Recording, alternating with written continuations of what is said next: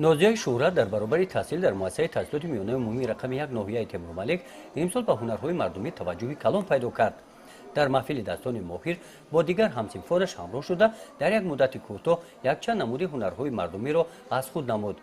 در نمایش هنرهای مردمی که بخشیده به سال رشد سیاحی و هنرهای مردمی در مرکز نهایت دایر گردید، نازیه مسئول دستان خود را پیشکش اشتراکیان این چاره‌بینی نمود. در نزد مکتب ما مکتب تحصیلات ایلاوگی است و من طول 3 سال است که در آنجا تحصیل میکنم و من دوختنی چکن، بافتنی چنین چیزها، شعر آزدوزی و آرایشات را در دستان ماهر یاد گرفتم. در محفل دستان ماهر یاد گرفتم.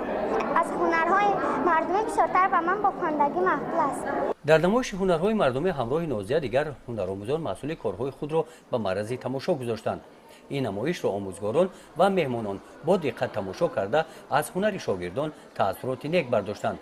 توجه نورستان را به صنعت تصویری دیده در مؤسسه تعلیمی امسال محفل رسامان نورست تشکیل کرده شد که 15 نفر اعضای محفل این هنر را از خود می نمایند. در این نمایش نگاره های آثارخانه تاریخی که همین سال در مکتب تشکیل شده است پیشنهاد کرده شد. این نگاره ها از موضع های تاریخی ناحیه، جامعه کنگور، شهرک سوید و موضع تنوچه پیدا کرده شده است.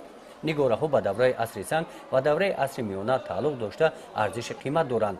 با تماشای آثارخانه سیاحان با فرهنگ و تاریخ این گوشه تاجیکستان نزدیکتر شناسایی پیدا می نمایند. مداکیرهای اساسگذار صلح و وحدت ملی پیشوای ملت محترم جناب عالی امسال سال 2018 را سال رشد سیاحی و هنرهای مردمی اعلام کردند. ما کلکتیو آموزگاران در اساس نقشه چاره‌بینی‌ها امروز رشد هنرهای مردمی و چاره‌بینی‌های حس وطن‌دوستی خوانندگان را برای بیدار نمودن حس وطن‌دوستی خوانندگان یک چاره‌بینی‌ها را به تصمیم گرفتیم. امروز مؤسسه تعلیمی یک چاره‌بینی‌ها را چاره‌بینی ودیعه فرهنگی بخشیده به سال رشد سیاحی و هنرهای مردمی و بیدار نمودن حس وطن‌دوستی برگزار نمودیم. البته همه آن رشد هنرهایی که امروز ملت سربلند ما دارند برای بیدار نمودن ذوق و حس وطن‌دوستی خوانندگان را بیدار میکند و خوانندگان همه روزه در اساس چاره‌بینی‌ها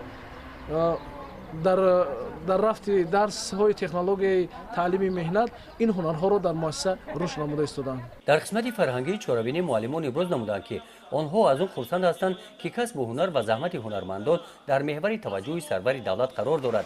در نوبت خود جواباً به دستگیری و غمخواری ها آنها بی‌طرف نیستند. هنرهای مردمی قدیمی را از نو احیا نموده به شاگردان آموزانیده مسئول دستان خود را به سیاحان معرفی می نمایند.